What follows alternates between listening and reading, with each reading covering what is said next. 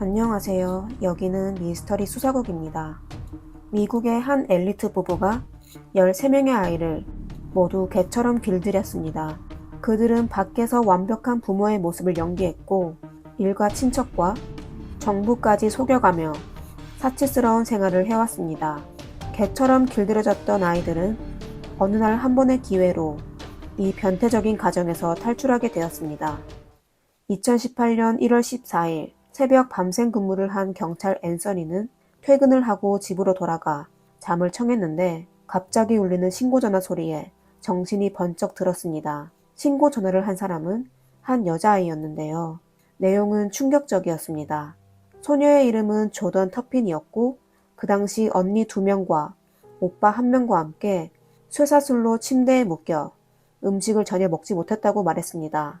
또 몰래 도망쳐 나왔기 때문에 늦으면 부모에게 들켜 혼난다며 아마 다시는 자신을 찾을 수 없게 될 것이라고 덧붙였습니다. 이번에 신고 전화도 생전 처음으로 모르는 사람과 대화하는 것이라며 자신의 위치조차도 모르겠다고 전전긍긍했습니다. 긴급 상황에서 앤서니는 바로 핸드폰 위치 추적을 통해 여자아이가 있는 곳을 알아냈습니다. 그리고 마침내 여위고 지저분한 옷차림을 한 조던을 만나게 됐습니다. 조던이 얘기한 집은 바로 가까운 부근에 있었고 놀랍게도 커다란 고급 주택이었는데요. 조던 부모들은 앤서니와 다른 경찰 3명이 2분 동안 문을 두드리고 나서야 문을 열어주었습니다. 앤서니는 많은 테러 사건을 처리해 보았지만 이렇게 충격적인 장면은 평생 처음이었습니다. 집안에는 쓰레기로 가득했고 악취가 코를 찔렀습니다. 서너 살밖에 안 돼 보이는 2살 아이가 더러운 카펫 위에 무릎을 꿇고 있었고 복도에는 심각한 영양실조로 허기진 채 쓰러진 5명의 아이들이 우리에 갇혀 있었습니다. 또 작은 방에는 전부 2층 침대로 되어 있었고 5명의 아이들이 쇠사슬에 묶인 채 침대에 누워 있었습니다. 집안에는 무려 12명의 아이들이 있었습니다. 앤서니를 더욱 놀라게 한 것은 이 방에서 가장 나이가 많은 아이였는데요. 29세 성인이었지만 장시간의 영양실조로 마치 어린 아기와 같은 체형에 몸무게는 40kg도 채 되어 보이지 않았습니다. 아이들의 정신 연령은 유치원 시기에 멈춰 있었고 몸에는 상처투성이었습니다. 가장 충격적인 것은 막내인 2살배기 아기가 자신의 배설물을 먹고 살아야 한다는 점이었습니다. 아이들은 몇 년 동안 목욕을 단 한 번도 하지 못했습니다. 예상외로 아이들의 부모는 사회적으로 인정받는 모범 부부였습니다.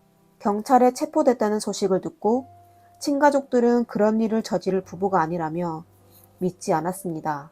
부모들이 태어난 순간부터 자신들을 이용하고 통제해오며 인간성을 상실한 사람들이라는 걸 조던은 너무나 잘 알고 있었습니다.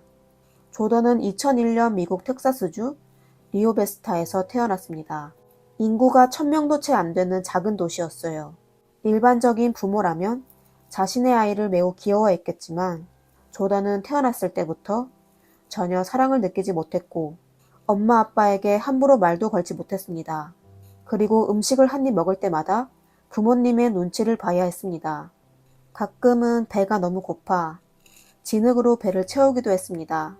동생들도 모두 조던과 같은 처지였는데요. 1988년부터 2015년까지 조던의 부모는 총 10명의 딸, 3명의 아들을 낳았습니다. 서너 살이 된 조던은 항상 놀기 좋아할 나이였는데 집에 장난감들이 점점 많아지고 있다는 것을 느꼈습니다. 엄마 루이스 아나 터피는 거의 매주마다 신용카드를 마구 긁어대며 인터넷으로 각종 어린이 장난감과 옷을 구입했습니다. 하지만 물건들은 모두 거실에 두었고 어느 아이에게도 주지 않았어요. 조던은 처음으로 엄마에게 애교를 부렸습니다. 하지만 오히려 아빠는 조던의 뺨을 때렸습니다. 조던의 아버지 데이비드 앨런 터피는 모든 아이들에게 규칙을 정했고 부모의 허락 없이 누구도 거실에 있는 물건을 만지면 안 된다고 했습니다. 발각될 경우 하루 종일 굶는 건 기본이고 심하면 일주일씩 갇혀 있어야 했습니다. 아이들은 거실에 있는 장난감과 옷을 쳐다보며 더럽고 낡은 옷을 입을 수밖에 없었습니다. 엄마 루이스는 한 달에 한 번씩 아이들의 옷을 빨았습니다. 조던은 태어날 때부터 몸에서 악취가 풍겼고 큰언니 제니퍼 터핀도 몸이 지저분한 이유로 친구들에게 따돌림을 당했습니다. 시간이 흐르고 어느덧 조던은 그런 생활에 적응했습니다. 그는 부모가 더욱 변태적인 수단을 생각해낼 줄은 꿈에도 몰랐습니다. 조던의 부모는 철저히 자식들을 말 잘 듣는 개로 길들이려고 했습니다. 조던의 부모는 명문대를 졸업한 수재이며 고소득 직업을 가지고 있었습니다. 그러다 1999년 아버지 데이비드의 수입이 급감하자 일가족은 포트워스의 고급 저택에서 그 당시 살고 있었던 시골로 이사하였습니다. 시골은 물가가 낮고 소비할 곳이 적은 수입으로도 생활이 가능하다고 여겼지만 식구가 점점 많아지자 이들 부부는 지출을 줄여보기로 했습니다. 두 사람은 아이들이 먹을 음식만 줄였고 본인들은 여전히 먹고 싶은 것을 먹고 매달 곳곳을 돌아다니며 여행을 포기하지 않았습니다. 그렇다면 자식들에게 돈 쓰는 걸 싫어하면서 왜 이렇게 많은 아이를 낳았을까요? 알고 보니 조던의 부모는 가톨릭 신자였는데요. 그들 부부는 아이들을 평생 생활에 부족함이 없도록 만들어줄 하나님이 주신 축복으로 여겼습니다. 이런 축복은 많으면 많을수록 좋다고 생각했죠. 이 두 사람에게 아이들은 단지 애완동물일 뿐이었습니다. 가정에 여유가 있을 땐 보상으로 한 입씩 주었고 여유롭지 못한 시기에는 아이들의 희생이 마땅하다고 생각했죠. 좋은 부모 타이틀은 데이비드에게 존경과 인정, 임금 인상, 승진도 시켜주었습니다. 이들 부부는 손가락만 까딱거리면 누군가가 복종하는 쾌감을 느끼고 싶었지만 현대 사회에서 불가능한 일이었기 때문에 결국 자식들을 이용해 그런 삶을 누리려고 한 것입니다. 그들의 목적이 달성되려면 우선 아이들이 절대적으로 순종하게끔 가르쳐야 했습니다. 조던은 길들이기 실험의 첫 번째 대상이었어요. 어린 조던이 제니퍼처럼 유치원에 가고 싶다고 하자 아버지 데이비드는 딸의 요구를 거절했을 뿐만 아니라 모든 아이들 앞에서 그녀의 식사를 쓰레기통에 버렸습니다. 저녁 식사는 하루 종일 굶었던 조던의 유일한 식사였어요. 조던은 너무 배가 고파서 아버지의 말을 따를 수밖에 없었습니다. 조던은 아버지가 하는 얘기를 토대로 따라하기 시작했습니다. 조던은 3시간 내내 저는 아빠 말만 듣습니다. 아빠가 학교에 갈 필요가 없다고 하면 가지 않을 것입니다. 라고 말했습니다. 결국 조던은 그날 아주 적은 양의 밥을 보상받았습니다. 순진했던 조던은 앞으로 아빠의 말만 잘 들으면 고생하지 않을 거라고 생각했지만 그건 단지 시작에 불과했습니다. 데이비드는 아이들을 철저히 통제하기 위해 그들을 사회와 철저히 단절시켰습니다. 하지만 아이들 교육에 있어서 미국은 매우 엄격했습니다. 아이가 학교에 가지 않을 경우 보호자는 형사처벌을 받아야 했습니다. 데이비드는 밤샘 고민 끝에 정부를 속일 방법을 생각해냈고 이후 10여 년 동안 아이들의 존재를 완벽히 숨겼습니다. 2007년 데이비드는 우선 초등학교 3학년인 제니퍼를 휴학시켰습니다. 그리고 각종 증명서를 정부기관에 제출하며 사립학교 설립을 신청하였습니다. 데이비드가 교장직을 맡았고 아내는 선생님을 맡았습니다. 이렇게 그는 아이들을 모두 이 학교로 입학시켰고 합법적으로 홈스쿨을 운영할 수 있었습니다. 홈스쿨 설립으로 더 이상 아동보호기관으로 하여금 의심을 받을 일이 없어졌습니다. 조던은 부모가 점점 무섭게 변해가는 게 두려웠고 평생 학교에 다닐 수 없다는 현실을 받아들일 수 없었습니다. 예전에는 평소 식사량이 적고 가끔 한두 끼를 굶는 정도였다면 지금은 식량을 완전히 절약하고 지출을 줄이기 위해 하루에 저녁 한 끼만 먹을 수 있었습니다. 그리고 물을 절약하기 위해 아이들의 샤워 횟수를 1년에 한 번으로 줄였습니다. 심지어 목욕 시간을 10분으로 정하고 시간을 초과할 경우 때리기도 했습니다. 아이들이 하나 둘씩 말을 잘 듣는 모습을 보면서 데이비드는 슬슬 가족 문화를 형성할 때가 됐다고 생각했습니다. 그는 아이들에게 아빠, 엄마는 삶의 질이 무엇보다 우선이다 라는 인식을 주입시켰고 일련의 보상과 처벌 메커니즘을 만들어냈습니다. 아이들이 서로 매일 체크하고 외우게 했으며 잘하면 저녁밥을 더 주고 잘 못하면 굶기고 심하게 때렸습니다. 데이비드의 규칙으로 그들 부부는 지출이 줄어 좋았지만 욕심은 점점 커져만 갔습니다. 아무리 적게 먹인다고 해도 아이들이 워낙 많았기 때문에 고민 끝에 부부는 또 다른 방법을 생각해냈습니다.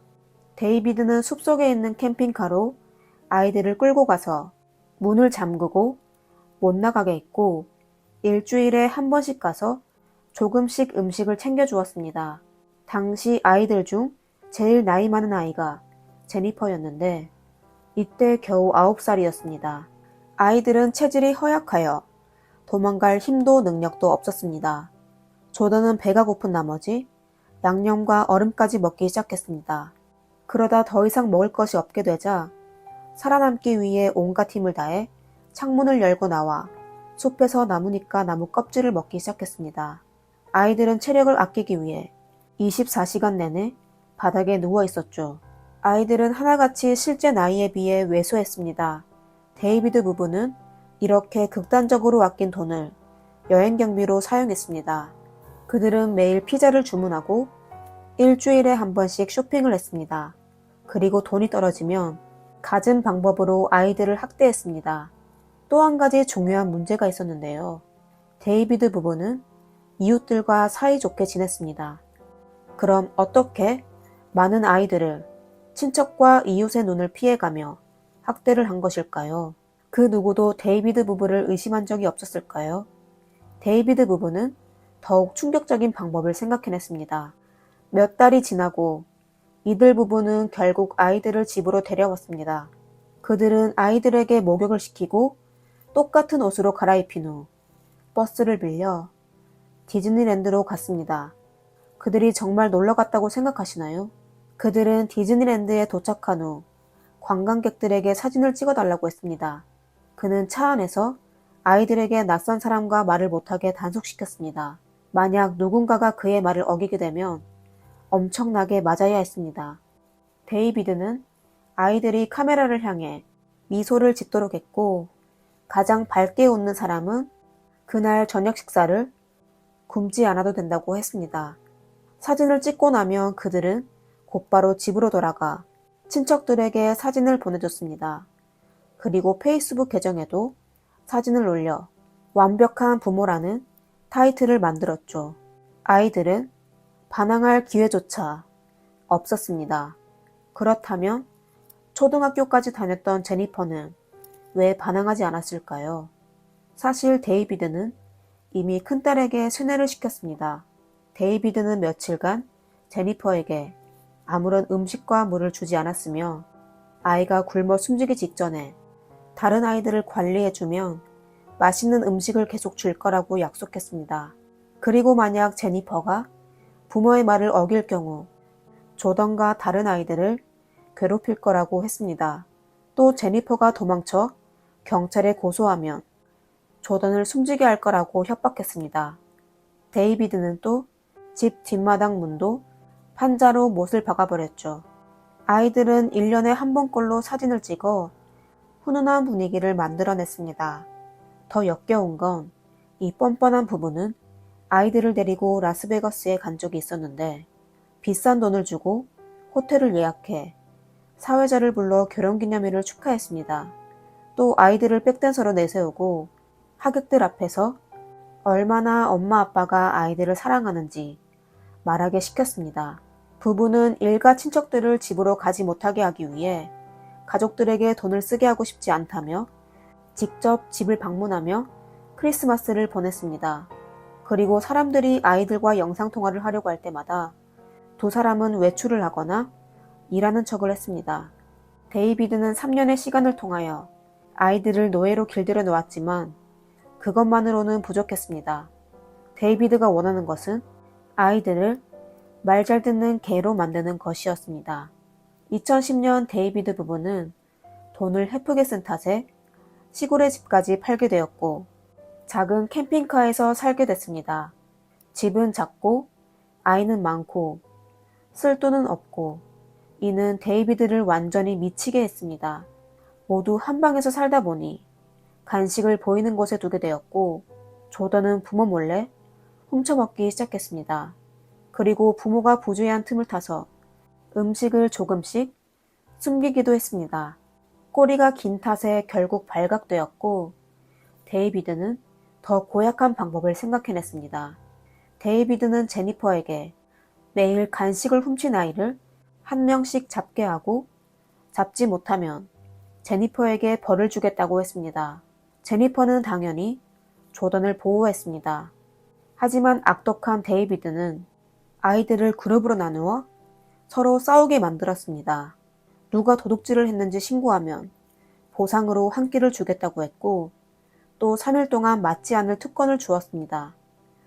서로를 위로하다 한순간에 원수가 된 아이들은 절망에 빠졌습니다. 조던은 인생이 그냥 이렇게 끝날 것만 같아 한없이 슬펐습니다. 그러다 어느 날 갑자기 탈출할 기회가 나타났습니다. 2014년 데이비드는 마침내 새 직장을 얻게 되었고 다시 부유한 생활을 하게 됐습니다. 데이비드 일가족은 캘리포니아주의 한 고급 아파트 단지로 이사하며 집과 승용차를 구매했습니다. 아이들은 처음으로 본인의 방을 갖게 되었고 2층 침대였지만 전보다 훨씬 좋았습니다. 이제 막 희망을 가지려고 할 때 무서운 상황이 또 닥칠 줄은 상상도 못했습니다. 새 집 근처에는 이웃이 많았습니다. 데이비드는 이웃 주민들에게 들킬까봐 아이들에게 낮에는 커튼을 꼭 쳐야 하며 서로 소통하지 못하게 명령했습니다. 아이들은 아침부터 저녁까지 침대 위에 앉아 있어야 했고 화장실을 가려면 기어서 다녀야 했습니다. 이러한 생활은 이전에 캠핑카에 있을 때보다 더욱 비참했습니다. 아이들은 인간으로서의 자격을 잃었고 부모가 외출할 때만 몰래 얘기할 수 있었습니다.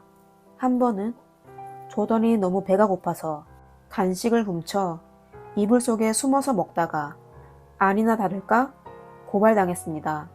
이번에 데이비드는 조던을 때리지 않았어요. 데이비드는 딸을 화장실로 끌고 가서 숨지기 직전까지 괴롭혔습니다. 그들은 자식이 맞아서 숨지면 본인들에게도 불리했고 승진에도 영향을 미칠 걸 알고 있었기 때문에 손을 멈추었죠. 그로부터 음식을 훔치는 아이들은 점점 더 많아졌습니다. 아이들에게 수갑과 밧줄로 침대 머리맡에 개처럼 묶는 벌을 내렸고 아이들의 활동 범위는 침대 주위뿐이었습니다. 온 가족이 쓰레기 더미에서 생활하게 됐는데도 데이비드는 방을 치우지 않았으며 아이들에게도 쓰레기를 만지지 못하게 했습니다. 복도 전체에 그리고 침실 바닥과 거실 소파까지 먹다 남은 배달 음식으로 가득 찼습니다. 욕실 사건을 겪은 후 조던의 정신력은 더욱 강해졌습니다. 그녀는 부모 몰래 큰언니 제니퍼로부터 말하기와 26개의 알파벳을 배웠고 글 쓰는 방법도 배우기 시작했습니다. 아이들이 함께 뭉치는 것을 막기 위해 데이비드는 그들에게 일기 쓰는 것을 허락했습니다. 사실 이것은 조던에게 살아갈 희망을 준 것입니다. 그녀는 자신이 알고 있는 모든 일과 매일 일어나고 있는 일들을 빠짐없이 기록하였습니다. 그 당시 조던은 13살이었는데요. 소녀는 자유를 얻기 위해 우선 바깥 세상을 알아가기로 했습니다. 조던은 부모가 TV를 보고 있을 때 조심히 기어가 그들을 즐겁게 하며 몰래 훔쳐보았습니다. 재롱을 배운 조던은 곧 부모로부터 바비 인형을 얻게 됐습니다. 그녀를 놀라게 한 것은 선물 받은 인형의 몸에 작은 카메라가 있었습니다. 큰언니와 상의한 뒤 재빨리 비디오 녹화법을 익혔고 데이비드가 아이들을 괴롭히는 장면을 몰래 녹화했습니다. 그녀는 자유를 얻기 위해 바깥 세상에 대한 두려움을 무릅쓰고 부모의 곁을 떠날 계획을 해왔습니다. 2016년 데이비드 부부는 휴대폰을 구매하여 말을 잘 듣는 제니퍼에게 아이들을 감시하라고 시켰습니다. 그리고 그들의 결정은 10여 년간 자식을 통제해온 생활을 비로소 끝냈습니다. 아이들은 겉으로 서로를 고소하고 적대시하는 척했지만 뒤에서는 서로 사과하며 위로했습니다. 제니퍼는 조던에게 휴대전화를 주며 타이핑하는 방법과 인터넷 연결 방법을 가르쳐 주었습니다. 조던은 휴대폰을 통해 저스틴 비버의 노래 영상을 처음 보게 됐으며 큰 충격을 받았습니다. 그제서야 조던은 이 세상에 음악도 있고 꿈도 있고 웃음도 있다는 것을 알게 됐습니다. 절망적인 생활에서 우상이 생긴 건 그녀에게 인생을 바꿀 전환점으로 만들어 주었죠. 하지만 TV로만 바깥 세상을 배우기엔 너무 부족했었죠. 저스틴 비버는 조던이 실제 세계를 알아갈 수 있는 하나의 연결고리가 되어 주었습니다. 그녀는 모든 기회를 이용하여 동영상을 찾아보기 시작했어요. 저스틴 비버를 따라 말하고 단어를 배우고 바깥 사람들이 어떻게 생활하는지를 관찰했죠. 조던은 또 세상엔 여행을 하는 사람, 부모님과 잘 지내는 사람, 대학을 다니는 사람 등 많은 사람들이 살고 있다는 것도 알았습니다. 그리고 그 당시 살고 있던 집을 빨리 탈출해야겠다는 생각은 더욱 굳혀졌습니다. 우선 그녀는 생활 상식이 부족하고 집을 나간 적이 없으며 또 생존 능력도 없었습니다. 섣불리 집을 떠났다가는 잡혀올 가능성이 높았죠. 이런저런 생각 끝에 그녀는 인플루언서로 주목을 받아 사람들에게 도움을 요청하려고 계획했습니다. 조던은 자신의 페이스북 계정을 만들어 가사를 쓰고 한밤중에 몰래 화장실로 들어가 노래를 불렀습니다. 그리고 제작한 동영상을 페이스북에 올렸습니다. 하지만 동영상 재생량은 2자릿수였고 팔로워는 1자릿수에 불과했습니다. 어떻게 해야 할지 고민하고 있던 중 오랫동안 지켜본 팬이 그녀에게 메시지를 남겼습니다. 바로 이 메시지가 조던에게 희망을 주었는데요. 그 팬은 그녀에게 왜 밤늦게까지 노래를 불러요? 왜 집 화장실이 지저분해요? 라고 물었습니다. 그의 호기심에 조던은 자신의 삶을 팬에게 말했습니다. 그녀의 끔찍한 생활은 팬들을 놀라게 했습니다. 이 팬은 바로 조던에게 경찰에 신고하는 방법과 집을 탈출하는 방법을 가르쳐 주었습니다. 그리고 그녀에게 너무 섣불리 행동하지 말고 기회를 기다리며 증거를 더 많이 수집하라고 제안했습니다.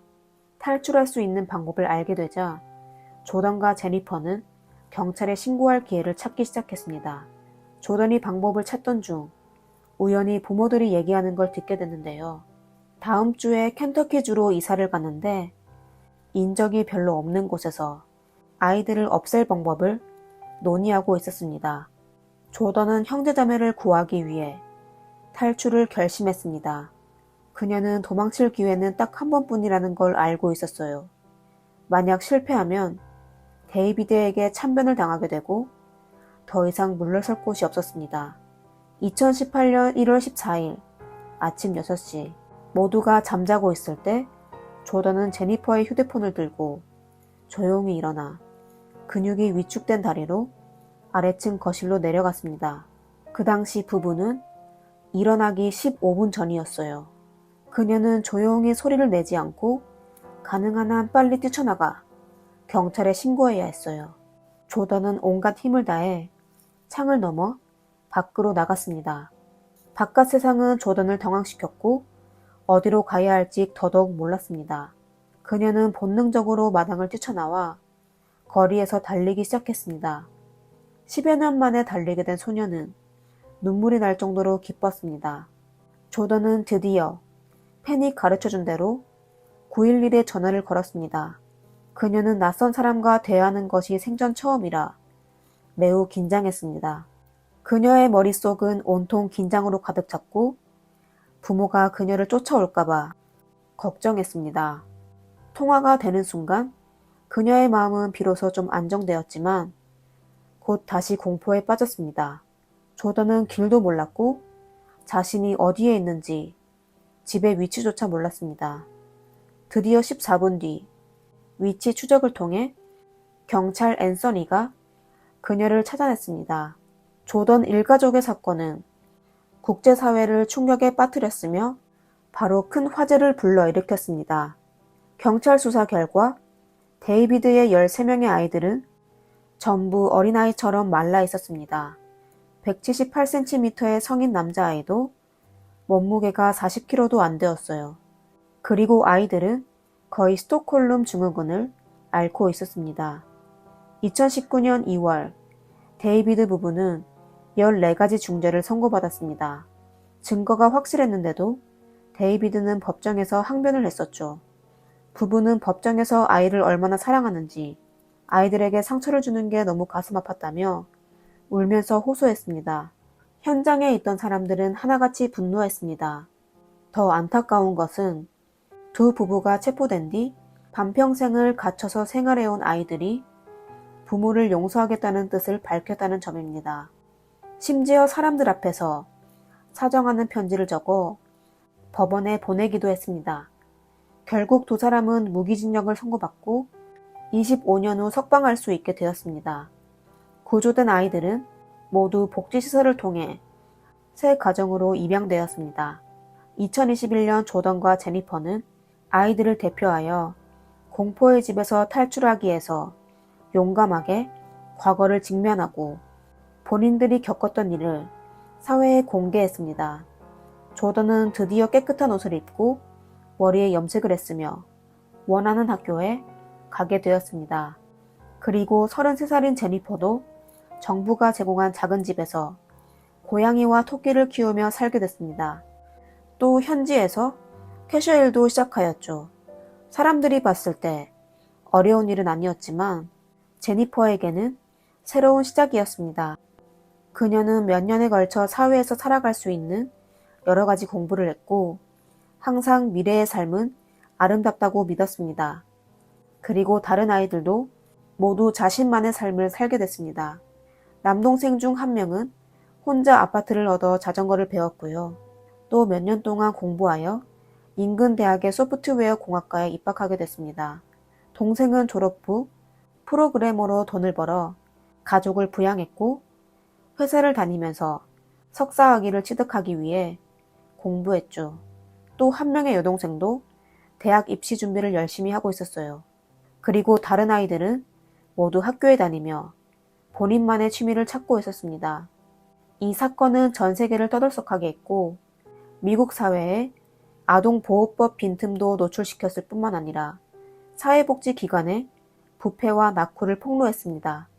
더 나은 보호를 요구하는 목소리들이 많았지만 결과는 같았습니다. 제니퍼와 조던은 가장 어렵고 감동적인 길을 택했습니다. 그녀들은 고난에 직면하여 영원히 포기하지 말 것을 연설을 통해 사람들에게 알려주기로 결심했습니다. 이상 오늘의 사건은 여기까지입니다. 여러분은 영상에 대해 어떻게 생각하시나요? 하단 댓글에 남겨주세요. 그리고 재미있게 보셨다면 좋아요와 구독 부탁드리겠습니다. 여러분의 응원은 영상 제작의 가장 큰 원동력입니다. 이상 미스터리 수사국입니다. 감사합니다. 뉴욕의 맨하튼의 한 아파트 앞에서 갑자기 펑 하는 소리와 함께 한 여자가 알몸 상태로 땅바닥에 떨어졌습니다. 이 여자는 갓 20살이 된 슈퍼모델 루슬라나인데요. 어쩌다 고급 아파트 앞에서 추락해 숨지게 됐을까요? 그녀는 누군가에 의해 이렇게 된 걸까요? 사랑 때문일까요? 아니면 어떤 속사정이 있는 걸까요? 그리고 속세의 장미라는 조직은 도대체 무엇을 하는 곳일까요? 이 조직은 또 슈퍼모델의 죽음과 무슨 관계가 있었을까요? 안녕하세요. 미스터리 수사국입니다. 오늘은 러시아의 20세 슈퍼모델이 뉴욕에서 추락한 사건에 대해 얘기해 보겠습니다. 20대 슈퍼모델의 추락으로 모델계의 숨겨진 비밀이 드러나게 됐습니다. 빼어난 외모와 우아한 몸짓으로 로피시엘 등 유명 패션 잡지의 표지를 장식했던 러시아의 슈퍼모델입니다. 20세도 안 돼 광고계의 톱모델로 선정되었죠. 하지만 2008년의 어느 날 승승장구하던 그녀는 만 21세의 생일을 나흘 앞두고 맨해튼의 9층 아파트에서 추락하여 숨졌습니다. 사람들이 그녀를 발견했을 때 그녀의 옷은 온전치 않았으며 아름다웠던 머리카락도 잘려져 있었습니다. 그녀는 정말 자기 스스로 목숨을 끊은 걸까요? 11년 만에 여기자의 폭로와 함께 사람들 마음을 아프게 했던 스토리가 드디어 수면 위로 떠올랐습니다. 2008년으로 시간을 거슬러 올라가면 이야기는 미국 뉴욕 맨하튼에서 시작되는데요. 맨하튼은 미국 뉴욕의 5개의 행정구 중 가장 인구가 밀접한 지역이었습니다. 월스트리트 소재지로 뉴욕 증권거래소를 비롯해 수많은 금융기관의 사무실과 본사가 밀집해 있습니다. 맨해튼 거리를 걸으면 돈 냄새가 난다는 말도 있었죠. 거리에는 양복 차림으로 바쁘게 걸어다니는 비즈니스맨, 스타일리시한 차림의 모던걸 등 거의 부자들만 모여 살았습니다. 2008년 6월 28일 여느 때와 같은 바쁜 오후였습니다. 갑자기 펑 하는 소리와 함께 여성이 추락하는 걸 고급 아파트의 경비원이 발견했습니다. 그는 바로 달려갔고 보자마자 깜짝 놀랐습니다. 한 여자가 알몸으로 또 머리는 헝클어진 채 땅바닥에 가로 누워 있었고 꼼짝도 하지 않았습니다. 그녀는 바로 미국 모델계의 슈퍼모델 루슬라나 코르슈노바였습니다. 루슬라나가 만약 아직 살아있다면 그녀는 분명 모델 차트의 슈퍼미인으로 선정되었을 것입니다. 경찰은 조사 결과 루슬라나가 결국 스스로 목숨을 끊었다는 결론을 내렸습니다. 하지만 그녀의 가족과 친척들 그리고 팬들은 경찰의 조사 결과를 전혀 믿지 않았습니다. 루슬라나의 어머니는 뉴욕으로 달려가 딸이 억울하게 세상을 떠났다며 무조건 다른 사람이 그녀를 숨지게 했다고 했습니다. 그리고 딸이 숨지기 전에 본인과 통화하며 계속 공부하며 모델 일을 하겠다고 했는데 어떻게 갑자기 떠날 수 있냐며 울분을 토하며 말했습니다. 하지만 FBI와 검찰은 현장에서 용의자를 발견하지 못했다며 루슬라나의 몸에도 약물 잔류물이 없었다고 했습니다. 그녀의 사건은 곧 모델계에 퍼졌고 수사가 진행될수록 음모론이 잦아있고 누구도 정확히 진술하지 못했습니다. 루슬라나는 1987년 7월 2일에 카자흐스탄 알마아타에서 태어났습니다. 그녀의 아버지는 그녀가 5살 되던 해에 돌아가셨고 어머니는 그녀와 8살 위인 오빠와 함께 셋이 살게 되었습니다.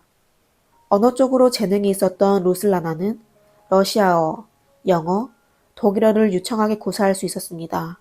성격이 밝고 명랑한 루슬라나는 어머니의 도움으로 모델 오디션을 보기 시작했습니다. 루슬라나의 사진은 2003년 한 유명 패션 잡지에 실렸었는데요. 모델 에이전시의 사장이 비행기에서 잡지를 뒤지다 루슬라나를 보게 됐습니다.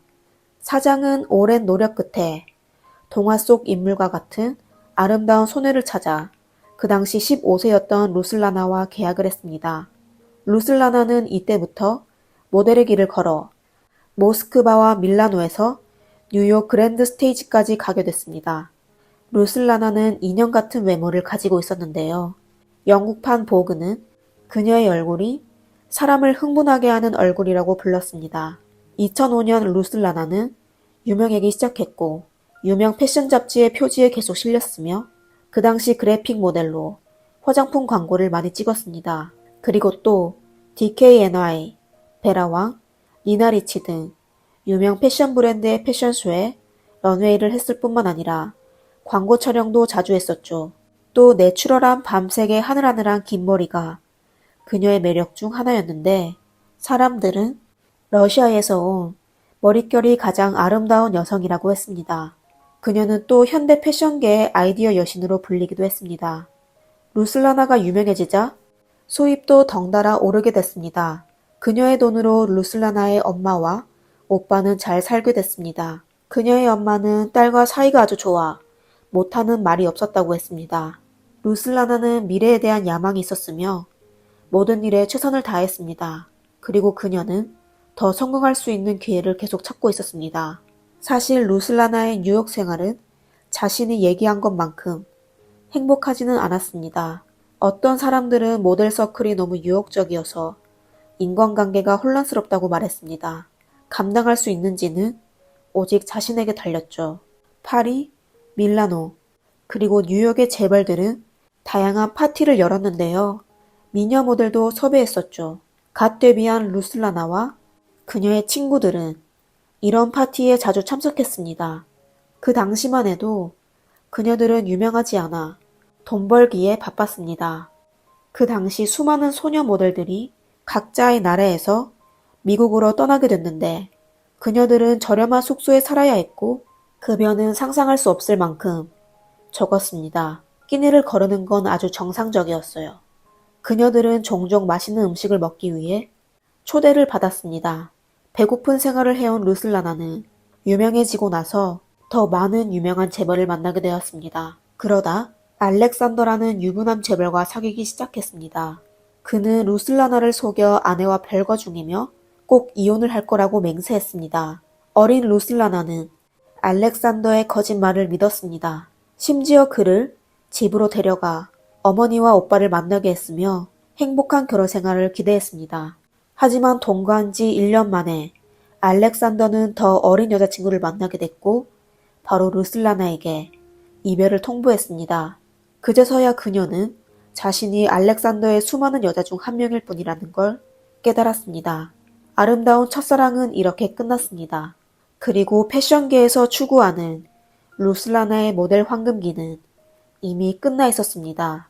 이때 루슬라나는 가족들도 곁에 없고 또 감정적 여유도 없어 성숙한 남자에게 쉽게 끌렸습니다. 얼마 지나지 않아 그녀는 두 번째 남자를 만나게 되었는데요. 뉴욕에서 고급 자동차 사업을 하는 러시아 재벌이었습니다. 루슬라나의 지인의 표현대로라면 그녀는 남자친구를 무척 사랑했습니다. 하지만 사실 상대방은 그녀의 첫사랑과 다를 바 없었습니다. 그가 만나는 여자는 두 손으로 세기도 어려웠죠. 사업도 잘 안 풀리는 마당에 연인 문제로 골머리를 앓던 루슬라나는 스트레스에 바짝 마르게 되었습니다. 심지어 기력이 없을 정도였죠. 어떤 사람들은 루슬라나가 사귀는 남자가 어떤 모르는 이유로 그녀를 숨지게 한 건 아닌가라고 추측했습니다. 하지만 조사 결과 그는 미혼이었고 범행 동기도 없었습니다. 그리고 어떤 사람은 그 당시 루슬라나의 마른 몸매를 근거로 그녀가 숨지게 된 건 약품과 관련이 있다는 추측도 하였습니다. 루슬라나의 사건이 러시아로 전해지자 러시아 현지에 한 젊은 기자가 관심을 가지기 시작했습니다. 그리고 2019년에서야 페이스북에서 그 당시 조사한 결과를 발표했습니다. 사람들의 마음을 아프게 한 비참한 사실이었죠. 2008년 러시아 소녀 엘레나 코스투첸코도 21세의 어린 나이였습니다. 그 당시 막 기자 일을 시작해왔습니다. 동갑인 루슬라나가 세상을 떠났다는 소식에 엘레나의 마음속에 인상 깊게 남게 됐습니다. 경찰은 루슬라나가 스스로 목숨을 끊었다고 사건을 종결지었지만 사건 당시 루슬라나는 알몸이었고 그녀를 대표하는 긴 머리도 잘려져 있었습니다. 그리고 그녀가 최종적으로 추락한 위치도 그녀가 뛰어내린 물리적인 계산에 맞지 않았습니다. 아무리 봐도 많이 수상했습니다. 엘레나는 루슬라나에 대한 관심과 직업상 습관으로 그녀와 관련된 인터뷰 자료를 확인하다가 루슬라나가 종교적 영수 조직에 참여했다는 사실을 알게 됐습니다. 엘레나는 이 소식을 얘기한 루슬라나의 지인으로부터 더 많은 정보를 얻게 됐습니다. 2008년 봄, 제정신이 아니었던 루슬라나는 모스크바로 돌아왔습니다. 그리고 아나스타샤 드로즈도바라는 우크라이나 모델 친구와 함께 모델들 사이에서 유행하는 영수 수업을 듣게 됐습니다. 이 수업에는 또 다른 한 아름다운 이름이 있습니다. 로즈 오브 더 월드, 속세의 장비였습니다. 엘레나는 이 조직을 조사하기 시작했습니다. 설립자이자 멘토였던 그는 블라디슬라브 노브고데체프라고 불렸습니다. 이름이 너무 길어 여기서부터는 그를 사부라고 부르겠습니다. 그의 수업 평가는 그다지 좋지 않았습니다. 사람들은 그들이 종교를 믿기로 다양한 분야의 부자들을 끌어들여 돈 버는 게 목적이라고 하였습니다. 루슬라나는 이곳에서 3개월 동안의 정신세례를 받고 뉴욕으로 돌아왔고 얼마 지나지 않아 비극이 일어났습니다. 엘레나는 이 과정을 참석하여 무슨 일이 있었는지 확인하기로 결정하였습니다. 그리고 안전을 고려해 가장 짧은 5일간의 영수 과정만 신청했습니다. 그리고 그녀는 시작 전에 세뇌당할 우려를 막기 위해 심리학자를 찾아 미리 훈련을 받았습니다. 닷새간의 수련이 본격적으로 시작되자 엘레나는 가슴에 미니 카메라를 감춰 속세의 장미 본사로 들어갔습니다. 그녀의 기억에 따르면 교실 전체가 어두웠고 창문은 검은 천으로 덮여 있었습니다. 각계각층의 인사들이 수십 명이 모여 5명씩 한 조를 이뤘습니다. 예쁜 여성 아나운서도 있었고 재력이 좀 되는 사람도 있었습니다. 사부는 우선 첫날에 수강생들을 모두 둘러앉게 했습니다. 그리고 그는 사람들에게 약자는 나의 훈련을 통과하지 못해 비참하게 끝날 거야 라고 소리쳤습니다. 팀원들은 사부의 구호 속에 앉아 몇 시간 동안 기립을 반복했습니다. 그동안 한마음으로 뭉치자, 장애를 극복하자 등 구호를 외쳤습니다. 그리고 그들은 둘러앉아 인생에서 가장 어두운 병원과 생각을 공유했습니다. 이들은 또 팀원들의 사생활 보호를 위해 조직 밖의 누구에게도 훈련 내용을 언급하지 않겠다고 다짐했었죠. 그들은 12시간 동안 훈련하며 점심시간에만 잠시 휴식할 수 있었습니다. 또 멤버들은 담배를 피울 수 없으며 발각당하게 되면 패배자라는 꼬리표를 달고 쫓겨났습니다.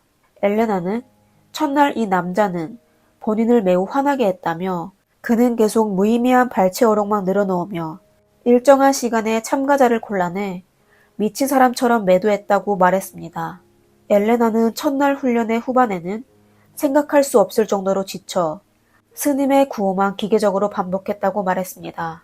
당일 훈련이 끝나고 심리학자들과 교류할 때만 해도 세뇌당하지 않을 거라는 자신이 차 있었던 엘레나는 고함만 쳐대는 성인들 뿐이라고 생각했습니다. 그러다 사흘 뒤 상황은 반전되었습니다. 팀원들은 아무도 이길 수 없는 게임을 시작했습니다. 사부는 이길 수 없으니 책임을 져야 하고 수치심을 느껴야 한다고 외쳤습니다. 그의 말을 들은 엘레나는 바닥에 누워서 자신이 최악의 삶을 살고 있다고 생각하며 펑펑 울기 시작했습니다. 다른 멤버들도 자신을 루저라고 하며 결점이 너무 많다고 자책하며 눈물을 쏟아냈습니다. 한때 엘레나는 똘똘 뭉친 모두에게 미안해하며 심지어 자신이 스파이라고 공개하고 싶을 정도였습니다.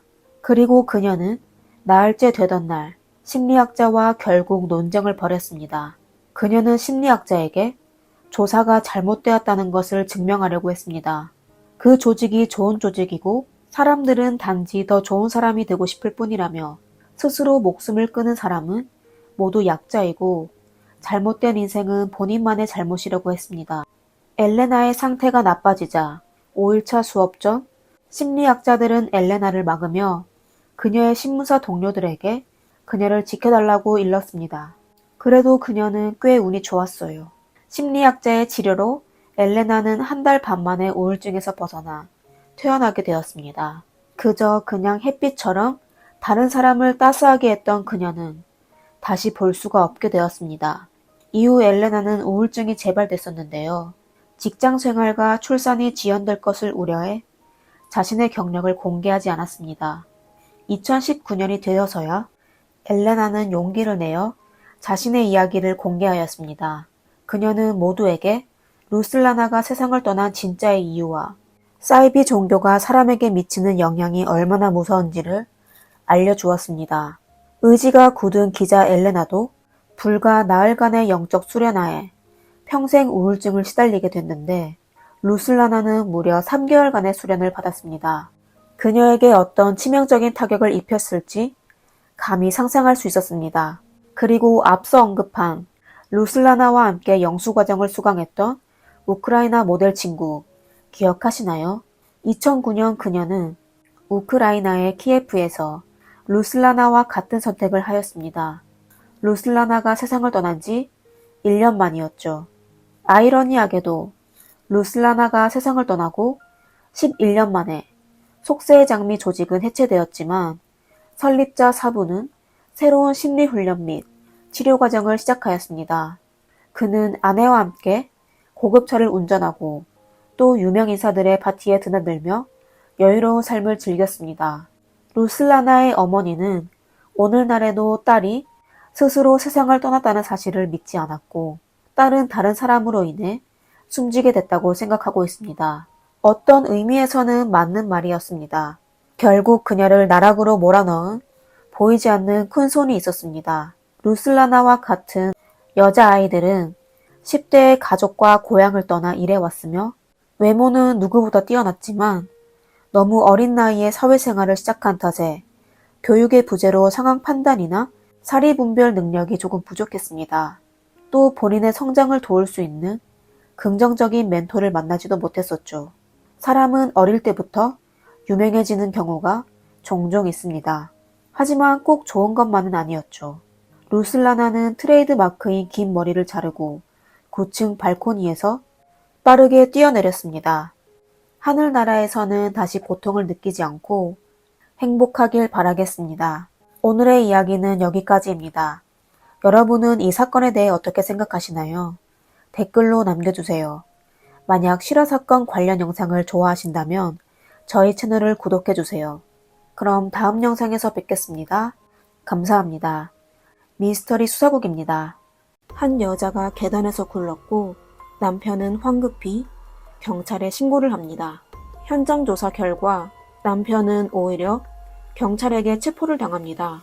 도대체 어떻게 된 걸까요? 경찰, 감식관, 그리고 변호인의 분석 결과 모든 증거는 피해자의 남편을 지목합니다. 그러다 17년 후 그가 누명 쓴 사실이 사람들에게 알려졌습니다. 도대체 법원에서는 왜 17년 전 재판을 부인했을까요? 아내를 해친 사람은 또 누구일까요? 안녕하세요. 미스터리 수사국입니다. 오늘은 사건 발생부터 수사 종료까지 대략 17년의 시간이 걸린 사건을 소개해드리겠습니다. 사건 수사에는 현대의 셜록 홈즈로 알려진 헨리 장유리 박사를 포함한 당시 세계 최고의 수사 전문가들이 모였습니다. 하지만 최종 조사 결과 사건은 여전히 미궁에 갇혀 있는데요. 심지어 그 당시 사건에 가담했던 경찰조차 진실은 이미 피해자와 범죄자만 알 수 있을 거라고 했습니다. 사건은 바로 미국에서 유명한 계단 추락 사건입니다. 2001년 12월 9일 새벽 2시 40분 미국 노스캐롤라이나주 더럼에 있는 경찰서에 한 남성의 신고 전화가 걸려왔습니다. 전화 속 남성은 아내가 실수로 계단에서 떨어졌다고 했습니다. Durham 911, where's your emergency? 1810 Cedar Street, please. What's wrong? My wife's had an accident. She's still breathing. What kind of accident? Down on the stairs. She's still breathing. Please Is come. she conscious? What? Is she conscious? No, she's not conscious. Okay, Please. how many stairs did you What? fall down? Huh? How many stairs? Stairs. How many stairs? Calm down, sir. Calm down. No, 15, 20, I don't know. Please, get somebody here right away. Please. Okay, somebody's dispatching the ambulance while I ask you questions. It's in Forest Hills, okay? Please. 현장 녹음에서 알 수 있듯이 신고한 남성은 겁에 질려 아주 당황해 있고 위급한 상황이었습니다. 약 1분 뒤 그는 다시 울컥한 목소리로 전화를 했는데요.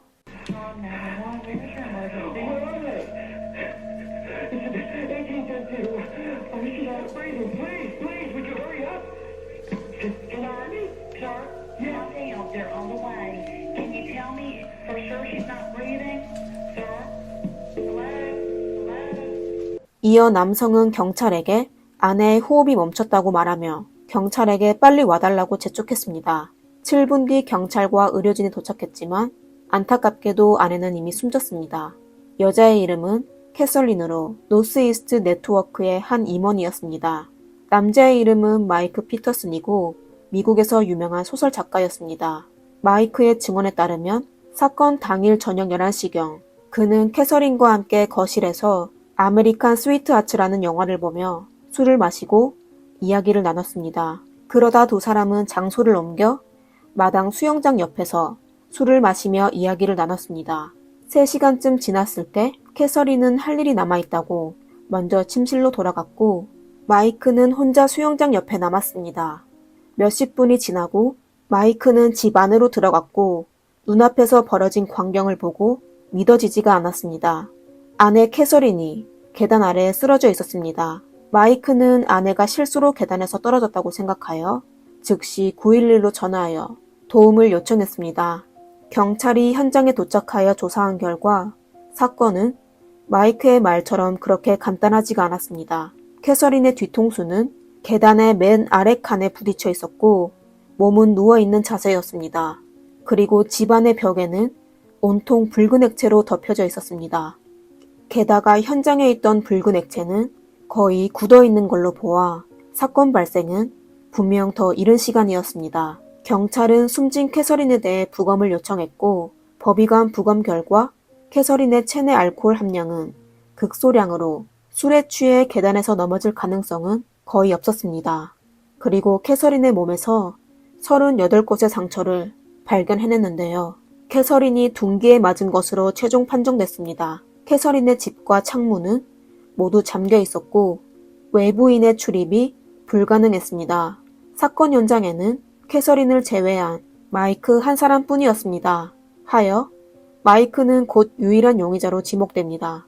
이후 경찰은 마이크와 캐서린에 대해 더 깊이 조사하기 시작했습니다. 두 사람의 나이 차이는 10살이었고 미국 듀크대를 졸업했습니다. 이들 부부는 인꼬 부부로 소문나 있었습니다. 1943년생인 마이크는 미국 국방부에서 근무한 적이 있으며 전처인 패티와 두 아들을 낳았습니다. 마이크는 1968년에 베트남 전쟁으로 파병되어 1971년 미국 해군을 제대했습니다. 이후 마이크는 독일에서 생활하면서 같은 미국 전역 장교인 조지와 그의 아내 엘리자베스를 알게 되었는데요. 두 집안은 아주 사이가 좋았습니다. 안타깝게도 조지 부부는 1985년에 사고로 잇따라 세상을 떠나게 되었고 마이크는 조지 부부의 두 딸을 입양하여 키우기 시작했습니다. 2년 뒤 마이크는 아내와 별거하기로 결정하였습니다. 그러다 1989년 마이크는 노스캐롤라이나로 돌아와 캐서린을 만났습니다. 그 당시 캐서린은 독신이었고 딸 한 명을 키우고 있었습니다. 그녀는 노스이스트 네트워크의 임원이었고 사업은 승승장구했었죠. 마이크는 몇 년 사이에 군인 경력을 바탕으로 베스트셀러 소설 몇 편을 출판해 수십만 달러를 받았습니다. 둘은 사귄 지 1년 만에 사건 현장인 대저택으로 이사와서 동거하기 시작했습니다. 두 사람은 또 각자의 자녀를 데려와 같이 살았는데요. 마이크의 두 아들과 두 수양딸, 그리고 캐서린과 전남편 사이의 딸이었습니다. 마이크와 캐서린은 1997년에서야 결혼식을 올려 화목하게 살았습니다. 그럼 마이크는 진짜 법의관이 판단한 것처럼 범죄자일까요? 만약 그렇다면 마이크는 왜 그런 짓을 했을까요?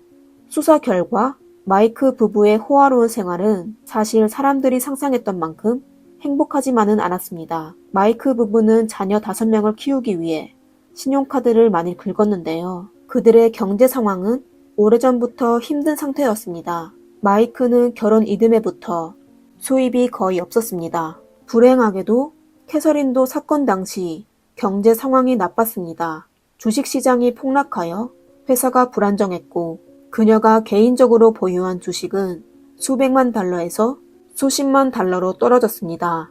상황을 짐작해보며 캐서린이 숨지게 된 그럴듯한 원인을 찾아낼 수 있을지도 모릅니다.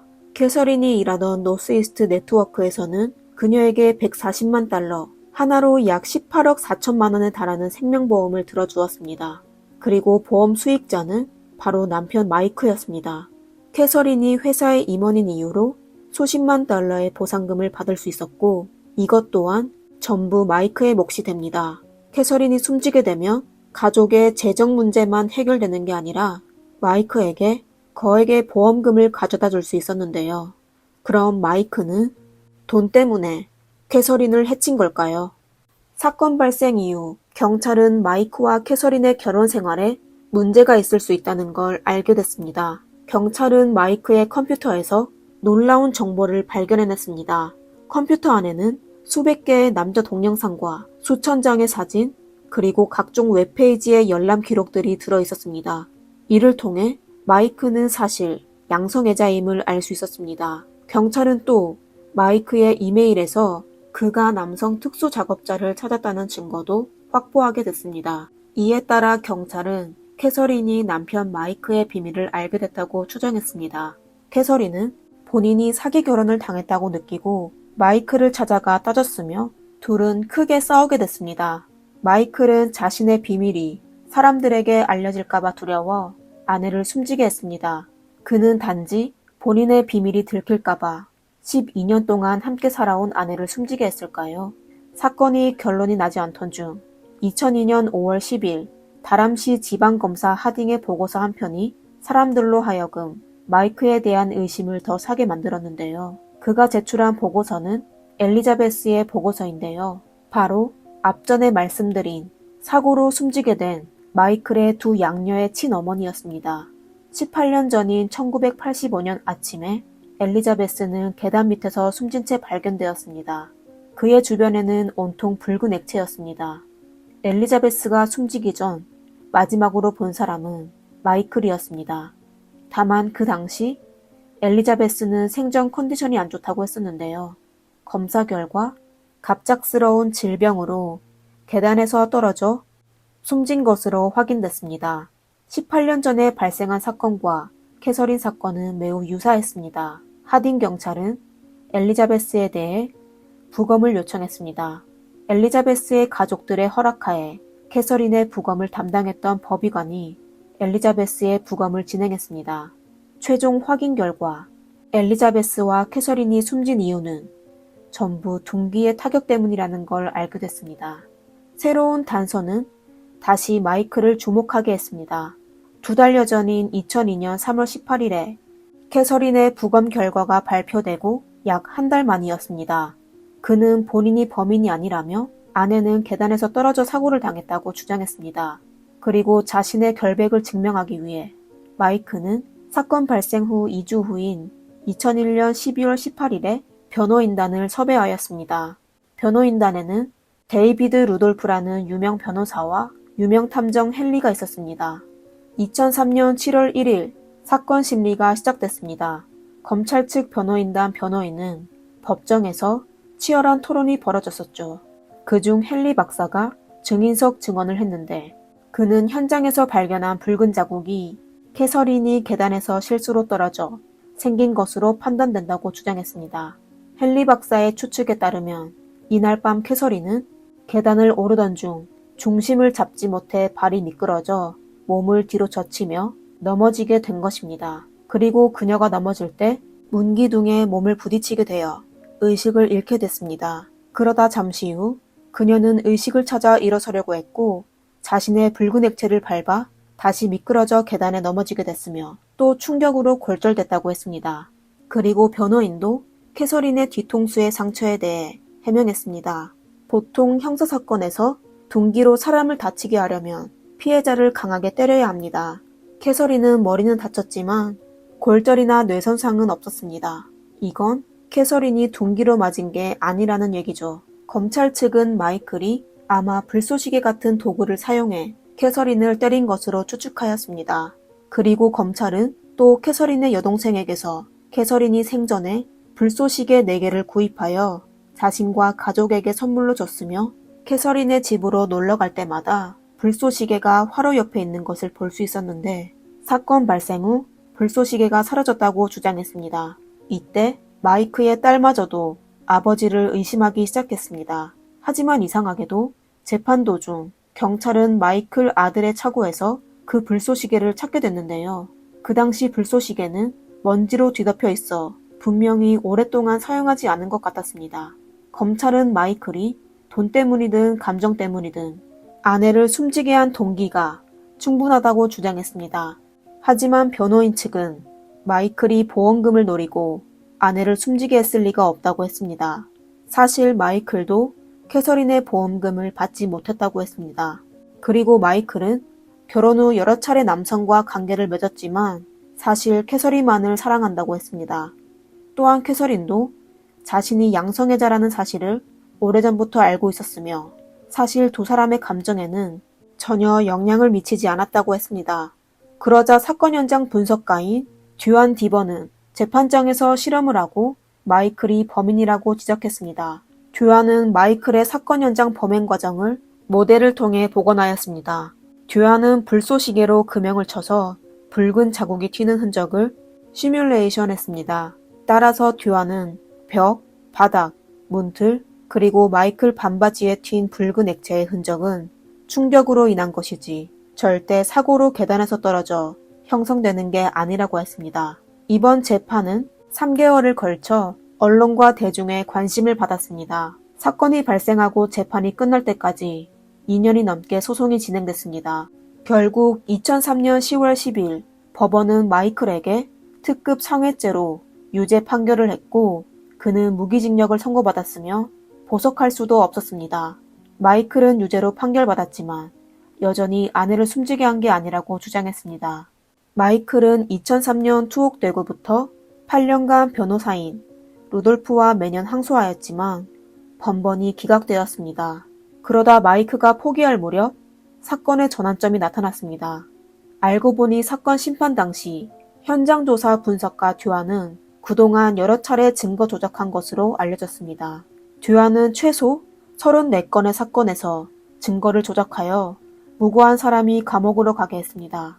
사건 당시 판사가 마이클을 유죄로 판결한 건 듀안의 영향이 컸습니다. 변호사인 루돌프는 듀안이 저지른 범행과 그 당시 경찰이 증거 보존을 잘못해 증거 보존용 봉투가 파손되게 됐으며 또 피해자의 몸에 있는 DNA를 제대로 검사하지 않은 이유로 마이클의 석방과 혐의 철회를 요구하였지만 판사는 그의 요구를 거부하였습니다. 그리고 마이클은 2017년 2월 14일에서야 변호인의 조언으로 검찰과 유죄를 인정하기로 합의했습니다. 이는 마이클이 법적으로 캐서린을 숨지게 한 사실을 인정하는 것입니다. 혐의로 인해 그의 형기는 많이 줄어들었습니다. 그리고 그 당시 마이클은 이미 70대 중반이었고 감형된 형량보다 훨씬 오랫동안 교도소에 있게 되어 재판 당일 바로 풀려나게 됐습니다. 마이클의 사건은 많은 논란들이 있었는데요. 마이클이 투옥된 이듬해에 다큐멘터리로 제작되었습니다. 자유를 되찾은 마이클은 언론 앞에서 본인은 아내 캐서린을 해친 적이 없다고 밝혔습니다. 하지만 캐서린의 여동생은 다큐멘터리에 편견이 있다고 주장했습니다. 사람들은 마이클의 인품에도 문제가 있다는 걸 알게 됐습니다. 마이클은 시장 선거 때 베트남전에서 부상을 당해 몇 개의 훈장을 받았다고 했습니다. 사실 마이클은 교통사고로 부상을 당했지만 훈장은 전혀 없었습니다. 그리고 마이클은 항상 아내 캐서린을 사랑한다고 말해왔지만 사실 그는 2002년 다큐멘터리의 여성 편집자와 사랑에 빠졌었습니다. 심지어 그가 출소하고 둘은 프랑스에서도 10여 년 동안 사귀며 생활해왔습니다. 사건이 발생한 지 너무 오래되어 세부 사항은 정확히 확인할 수 없었습니다. 마이클이 도대체 범인인지는 인터넷과 언론에서 계속 토론하고 있었고 그중 주장 하나가 그럴듯하게 들렸습니다. 2009년 마이클과 캐서린의 이웃이었던 변호사는 범인이 노스캐롤라이나주 스트릭트 바리아라는 대형 부엉이일 가능성이 높다고 주장한 바가 있었습니다. 이후 점점 더 많은 부엉이가 저지른 피해 사건이 발생했고 그의 이론을 입증했습니다. 사건이 발생한 시점은 12월이었습니다. 그리고 12월은 부엉이가 번식을 위해 짝짓기를 하는 시기였죠. 이 시기에 부엉이는 가장 공격적이었습니다. 캐서린의 부검 보고서에 따르면 캐서린의 손에는 자신의 머리카락 한 올이 잡혀 있었으며 그녀의 머리카락에서도 솔잎 한 가닥이 발견되었습니다. 그리고 그 속에서 극히 미세한 솜털도 발견됐습니다. 더욱 공교로운 건 캐서린의 머리에 난 상처 중 3곳은 X자 모양으로 부엉이의 발톱 모양과 유사했습니다. 이건 캐서린이 방으로 돌아가기 전 부엉이의 공격을 받았었고 부엉이의 발톱이 그녀의 두피를 긁었을 것이라고 추측할 수 있었습니다. 그러다 캐서린은 부엉이를 쫓다가 머리를 보호하는 양손도 긁히게 된 거고 당황한 가운데 그녀는 부엉이를 쫓아내기 위해 실수로 자신의 머리카락 한 가닥을 잡아당겼었죠. 부엉이가 날아갈 것 같아 당황하게 된 캐서린은 서둘러 방 안으로 뛰어들어갔는데 문틀에 붉은 흔적을 남기게 됐습니다. 그녀가 또 방으로 돌아가 다친 부위를 치료하려 할 때 지혈이 되지 않자 당황하여 계단에서 넘어지면서 결국 과다출혈로 세상을 떠나게 됐습니다. 이 주장에 대해 일부 생물학자와 변호사는 각자 다른 의견을 가지고 있었지만 누구도 누구를 설득할 수 없었습니다. 사람들은 이 사건에 대한 논의를 멈추지 않았습니다. 마이클이 진짜 범인일까요? 캐서린은 정말 의외로 세상을 떠나게 된 걸까요? 사건에 대해 사람들이 모르는 비밀이 있을까요? 오늘의 영상은 여기까지입니다. 사건에 대해 어떻게 생각하시나요? 댓글로 남겨주세요. 재미있게 보셨다면 좋아요와 구독, 부탁드리겠습니다. 항상 응원해주셔서 감사합니다. 미스터리 수사국입니다. 감사합니다.